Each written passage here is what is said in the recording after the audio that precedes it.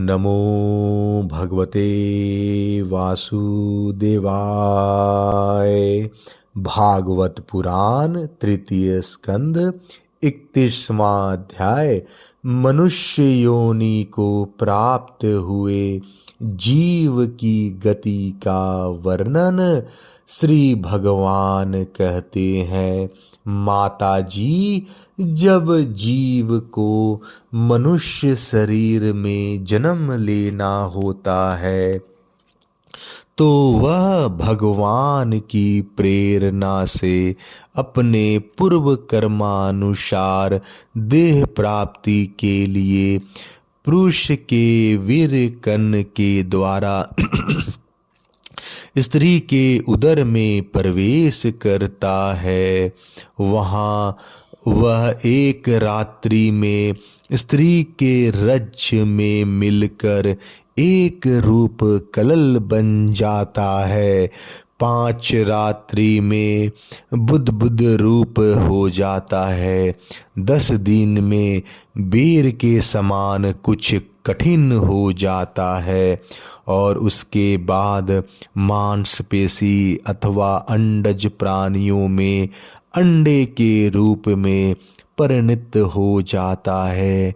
1 महीने में उसके सिर निकल आता है। 2 मास में हाथ पांव आदि अंगों का विभाग हो जाता है और 3 मास में नख रोम अस्थि चर्म स्त्री पुरुष के चिन्ह तथा अन्य छिद्र उत्पन्न हो जाते हैं। 4 मास में उसमें मांस आदि 7 धातुएं पैदा हो जाती है। 5वें महीने में भूख प्यास लगने लगती है और 6ठे मास में झिल्ली से लिपटकर वह दाहिनी कोख में घूमने लगता है। उस समय माता के खाए हुए अन्न जल आदि से उसकी सब धातुएं पुष्ट होने लगती है और वह कृमि आदि जंतुओं के उत्पत्ति स्थान उस जघन्य मल मूत्र के गढ़े में पड़ा रहता है। वह सुकुमार तो होता ही है, इसलिए जब वहाँ के भूखे कीड़े उसके अंग प्रत्यंग नोचते हैं तब अत्यंत कलेश के कारण वह क्षण क्षण में अचेत हो जाता है। माता के खाए हुए कड़वे तीखे गरम नमकीन रूखे और खट्टे आदि उग्र पदार्थ का स्पर्श होने से उसके सारे शरीर में पीड़ा होने लगती है। वह जीव माता के गर्भाशय में झिल्ली से लिपटा और आंतों से घिरा रहता है। उसका सिर, पेट की और तथा पीठ और गर्दन कुंडलाकार मुड़े रहते हैं। वह पिंजड़े में बंद पक्षी के समान पराधीन एवं अंगों को हिलाने डोलाने से भी असमर्थ रहता है।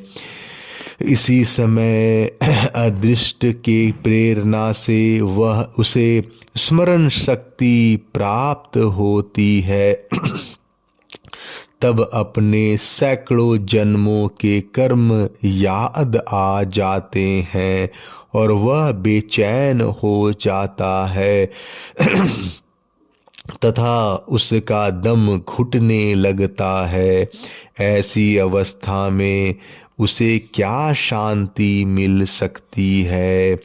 7वां महीना आरंभ होने पर उसमें ज्ञान शक्ति का भी उन्मेष हो जाता है, परंतु प्रसूति वायु से चलायमान रहने के कारण वह उसे उदर में उत्पन्न हुए विष्ठा के कीड़ों के समान एक स्थान पर नहीं रह सकता।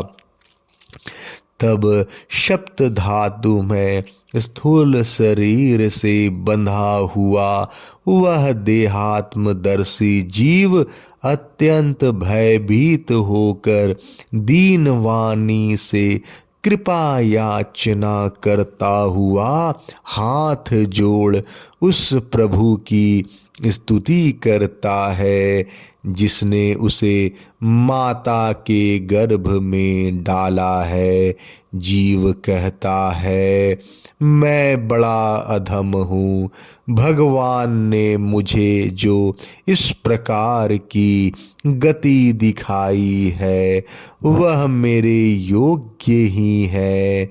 वे अपनी शरण में आए हुए इस नश्वर जगत की रक्षा के लिए ही अनेक प्रकार के रूप धारण करते हैं। अतः मैं भी भूतल पर विचरण करने वाले उन्हीं के निर्भय चरणाविंदों की शरण लेता हूँ।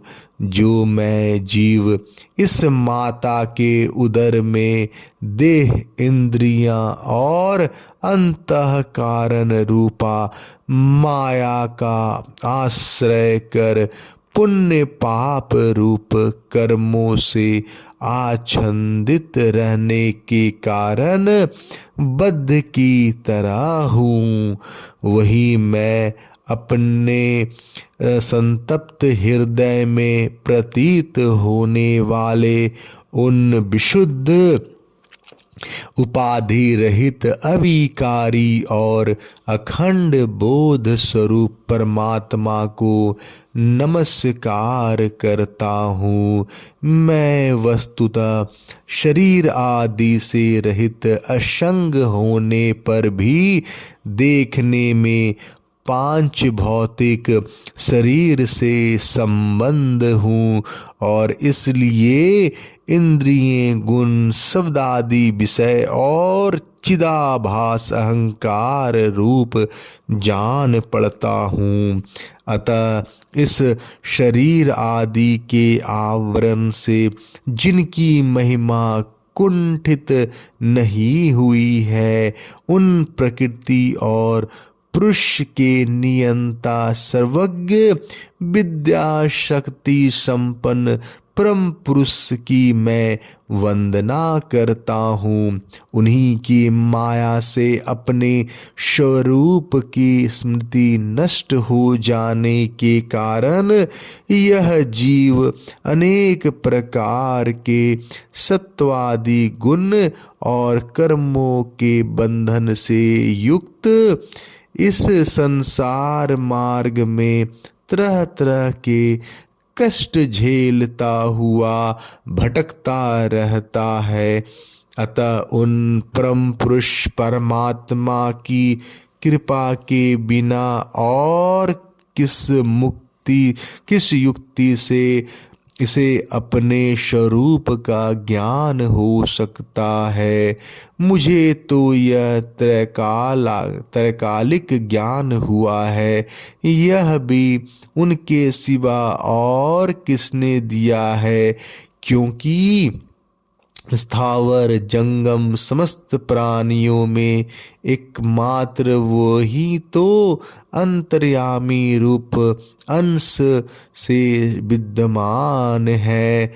अतः जीव रूप कर्म जनित पदवी का अनुवर्तन करने वाले हम अपने त्रिविध तापों की शांति के लिए उन्हीं का भजन करते हैं। भगवान, यह देहधारी जीव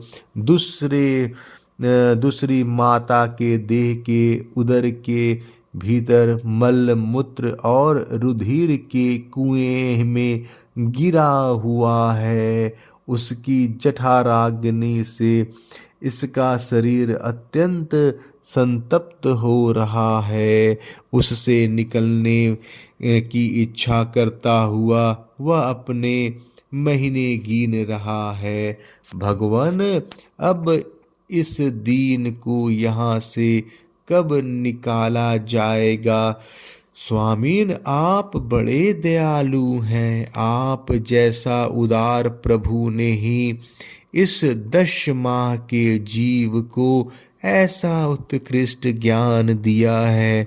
दीव बंधो, इस अपने किए हुए उपकार से ही आप प्रसन्न हो, क्योंकि आपको हाथ जोड़ने के सिवा आपके उस उपकार का बदला तो कोई दे भी क्या सकता है।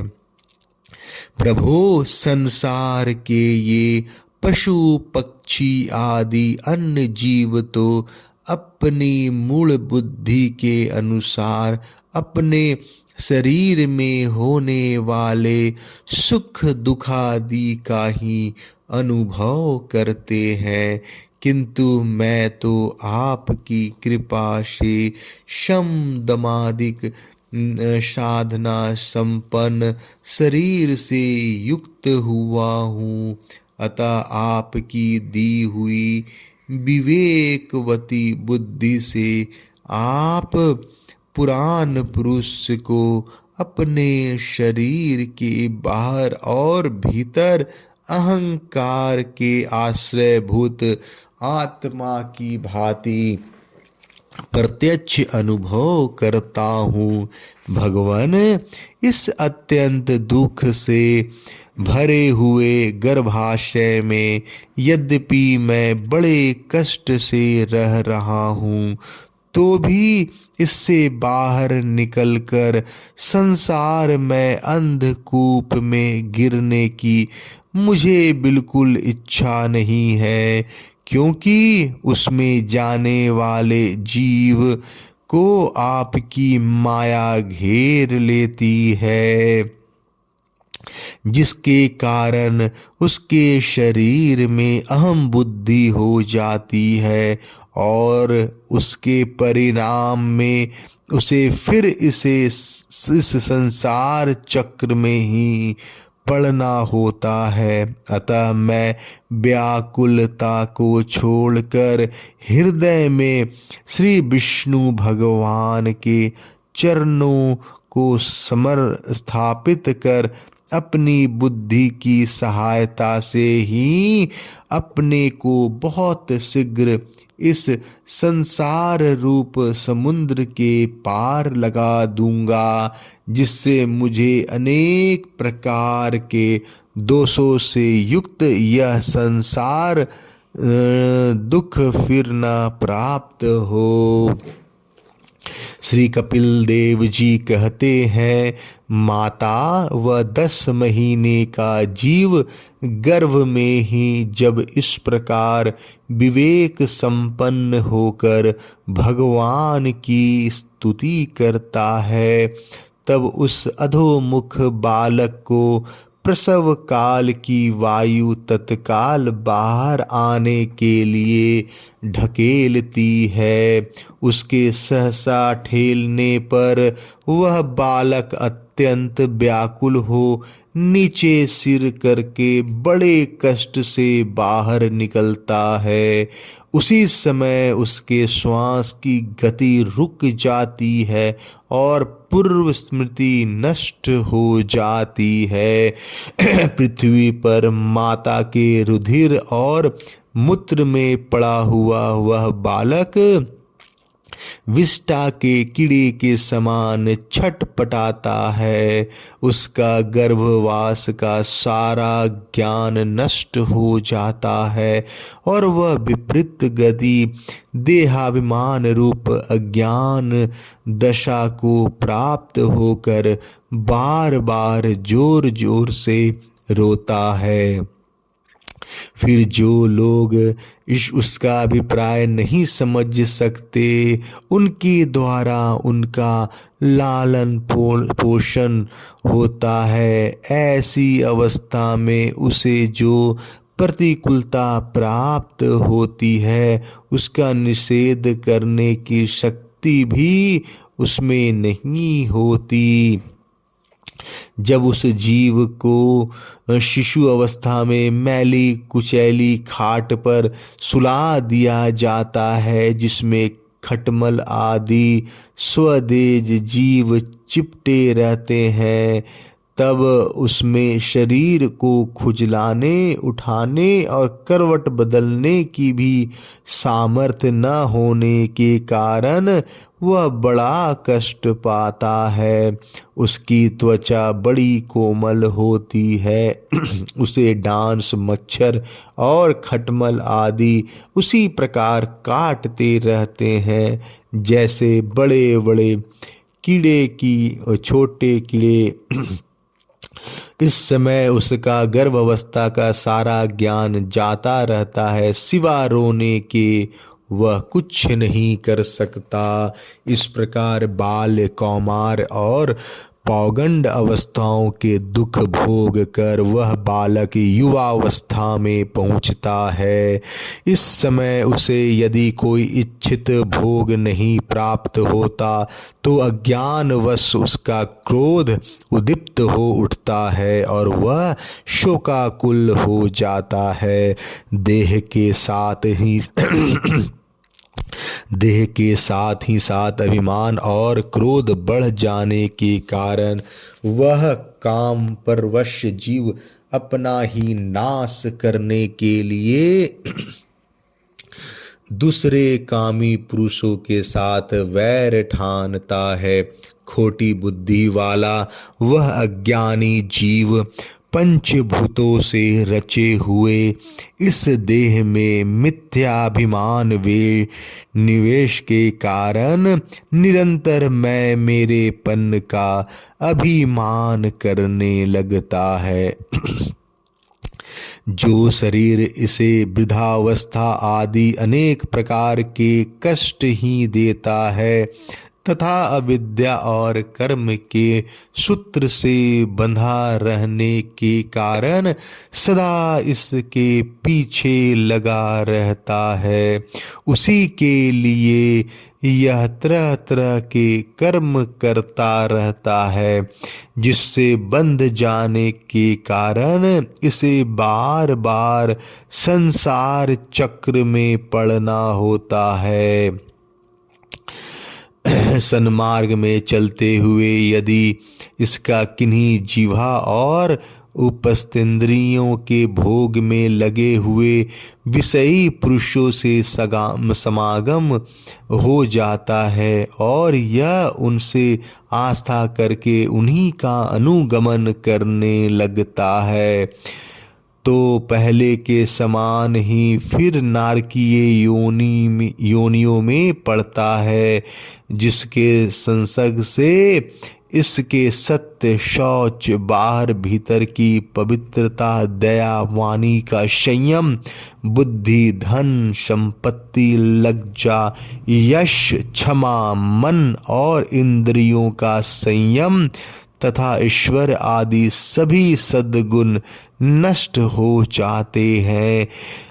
उन अत्यंत शोचनीय स्त्रियों के क्रीड़ामृग, खिलौना, अशांत, मूढ़ और देहात्मदर्शी असत पुरुषों का संग कभी नहीं करना चाहिए, क्योंकि इन जीव को किसी और का संग करने से ऐसा मोह और बंधन नहीं होता जैसे स्त्री और स्त्रियों की संगियों का संग करने से होता है। एक बार अपनी पुत्री सरस्वती को देखकर ब्रह्मा जी भी उसके रूप लावण्य से मोहित हो गए थे और उसके मृग रूप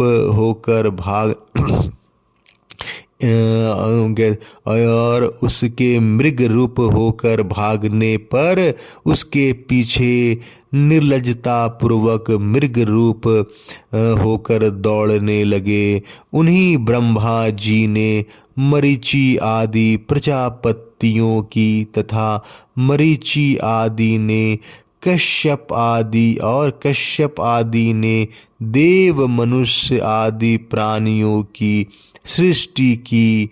अतः उनमें एक ऋषि प्रवर नारायण को छोड़कर ऐसा कौन पुरुष हो सकता है जिसकी बुद्धि स्त्री रूपिणी माया से मोहित न हो। अहो, मेरी इस स्त्री रूपनी माया का बल तो देखो, जो अपने भ्रिकुटी विलास मात्र से बड़े बड़े दिग्विजयी वीरों को पैरों से कुचल देती है। जो पुरुष योग के परम पद पर आरूढ़ होना चाहता हो अथवा जिसे मेरी सेवा के प्रभाव से आत्मा अनात्मा का विवेक हो गया हो, वह स्त्रियों का संग कभी न करे, क्योंकि उन्हें ऐसे पुरुष के लिए नरक खुला द्वार बताया गया है। भगवान की रची हुई यह जो स्त्री रूपनी माया धीरे धीरे सेवा आदि के मिस से पास आती है, इसे तिनकों के ढके हुए कुएं के समान अपनी मृत्यु ही समझे। स्त्री में आसक्त रहने के कारण तथा अन्य समय में स्त्री का ही ध्यान रहने से जीव को स्त्री योनि प्राप्त होती है। इस प्रकार स्त्री योनि को प्राप्त हुआ जीव पुरुष रूप में प्रतीत होने वाली मेरी माया को ही धन पुत्र और गृह आदि देने वाला अपना पति मानता रहता है। सो जिस प्रकार व्याधे का गान कानों को प्रिय लगने पर भी बेचारे भोले भाले पशु पक्षियों को फंसाकर उसके नाश का ही कारण होता है, उसी प्रकार उन पुत्र पति और गृह आदि की विधाता की निश्चित की हुई अपनी मृत्यु ही जाने देवी जीव के उपाधिभूत लिंग देह के द्वारा पुरुष एवं लोक से दूसरे लोक में जाता है और अपने प्रारब्ध कर्मों को भोगता हुआ निरंतर अन्य देहों की प्राप्ति के लिए दूसरे कर्म करता रहता है। जीव का उपाधि स्वरूप लिंग शरीर तो मोक्ष पर्यंत उसके साथ रहता है तथा भूत इंद्रियां और मन का कार्य रूप स्थूल शरीर से इसका भोगाधीनिष्ठ है। इन दोनों के परस्पर संगठित होकर कार्य न करना ही प्राणी की मृत्यु है और दोनों के साथ साथ प्रकट होना जन्म कहलाता है। पदार्थों की उपलब्धि के स्थान रूप इस स्थूल शरीर में जब उनको ग्रहण करने की योग्यता नहीं रहती, यह उसका स्मरण है और यह स्थूल शरीर ही मैं हूँ, इस अभिमान के साथ उसे देखना उसका जन्म है। नेत्रों में जब किसी दोष के कारण रूप आदि को देखने की योग्यता नहीं रहती, तभी उनमें रहने वाले चक्षु इंद्रियां भी रूप देखने में असमर्थ हो जाती हैं और जब नेत्र और उनमें रहने वाली इंद्रियां दोनों ही रूप देखने में असमर्थ हो जाते हैं, तभी इन दोनों के साक्षी जीव में भी वह योग्यता नहीं रहती। अतः मुमुक्ष पुरुषों को मरणादि से भय, दीनता अथवा मोह नहीं होना चाहिए। उसे जीव के स्वरूप को जानकर धैर्य पूर्वक निसंग भाव से विचरना चाहिए और तथा इस मायामय संसार में योग वैराग्य युक्त सम्यक ज्ञानमयी बुद्धि से शरीर को निपेक्ष धरोहर की भांति रखकर उसके प्रति अनासक्त रहते हुए विचरण करना चाहिए। 31वां अध्याय समाप्त। जय श्री कृष्णा।